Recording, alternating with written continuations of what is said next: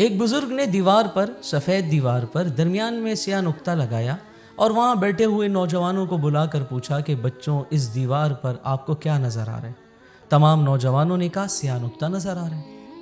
تو وہ بڑے افسردہ ہوئے اور کہا کہ بچوں، یہی ہماری غلطی ہے جو ہمیں لے کر ڈوب رہی ہے۔ نوجوانوں نے پوچھا کیا غلطی، ہم نے کون سی ایسی بات کہہ دی؟ کہا بچوں، اس دیوار پر سفید کلر بھی تو ہوا ہے، پوری دیوار سفید ہے۔ کسی ایک نوجوان نے یہ نہیں کہا کہ یہ دیوار سفید ہے، سب نے کہا کہ درمیان میں سیاہ نقطہ لگا ہوا ہے۔ سیاہ نقطے کی طرف توجہ سب کی گئی اور سفید دیوار کی طرف توجہ کسی کی نہیں گئی۔ ہم سے بھی زندگی میں یہی غلطی ہو رہی ہوتی ہے۔ میرے عزیزوں، دیکھنے والے ناظرین اور تمام ہی سامعین، ہم سے بھی یہی غلطی ہوتی ہے۔ ہم جب کسی رشتے میں دیکھتے ہیں تو صرف خامیاں دیکھتے ہیں، ہمیں بھائی کی ساری اچھائیاں نظر نہیں آتی۔ ایک برائی اگر ہمارے بھائی میں ہو، ہم اسی پر زندگی بھر رونا روتے ہیں اور اسی پر تعلق توڑ دیتے ہیں۔ ہمیں دوست کی ساری اچھائیاں نظر نہیں آتی، 99% اچھائیوں کو ہم بھلا کر ایک خامی کو لے کر بیٹھ جاتے ہیں، اسی پہ روتے رہتے ہیں، اسی پہ گلے شکوے اور اسی پر تعلق توڑ دیتے ہیں۔ اس سے آگے بڑھیے، ہمیں اپنے شوہر میں، مسلمان جو عورت ہے اسے اپنے شوہر میں اچھائیاں نظر نہیں آتی۔ وہ دن بھر کیسے کما رہا ہے، وہ گھر کیسے چلا رہا ہے، وہ گھر والوں کا خیال کیسے رکھ رہا ہے۔ ہاں، ایک کمزوری اگر اس میں ہو، زندگی بھر اسی کا رونا، اسی پر گلے شکوے، یہاں تک کہ اسی ایک کمی کی وجہ سے طلاق ہو جاتی ہے۔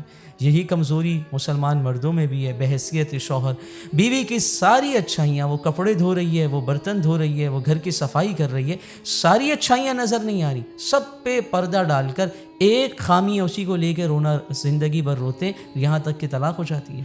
میرے عزیزوں، آفس میں بھی یہ ہو رہا ہے، باس کو اپنے امپلائی کی اچھائیاں نظر نہیں آ رہی، خامی ایک نظر آ رہی ہے۔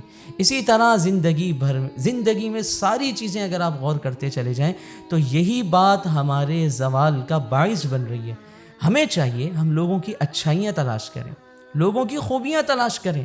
ہر شخص میں اچھائیاں ہیں، ہر شخص میں خوبیاں ہیں، ہر شخص میں کچھ نہ کچھ کمال کی بات موجود ہے۔ جب ہم اس کی اچھائیوں پہ نظر کریں گے بھائیوں، خامیاں خود ہی ہماری نظروں سے اوجھل ہو جائیں گی۔ اور دنیا میں کون شخص ایسا ہے جو دعویٰ کر کے کہہ سکے کہ میں 100% کامل ہوں؟ آج کے انسانوں میں، عام انسانوں میں کوئی بھی ایسا نہیں ہے۔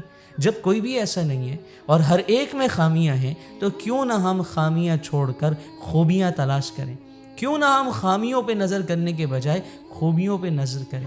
کیوں نہ ہم خامیوں پہ نکتہ چینیاں کرنے کے بجائے خوبیوں کی تعریف کریں، تاکہ اس شخص میں خوبیوں کا اضافہ ہو اور اس شخص میں اور نکھار آ جائے۔ اگر ہم چاہتے ہیں زندگی کے ہر شعبے میں کامیاب ہونا، اگر ہم چاہتے ہیں زندگی میں ہمارے ساتھ جڑے لوگ ہم سے محبت کرتے ہی رہیں، تو ان میں موجود خوبیوں کی تعریف کیجیے، ان میں موجود خوبیوں پر ان کی حوصلہ افزائی کیجیے۔ تب آپ دیکھیں گے کہ خامیاں خود ہی ختم ہو جائیں گی۔ اللہ رب العزت ہمیں سمجھ نصیب فرما دے۔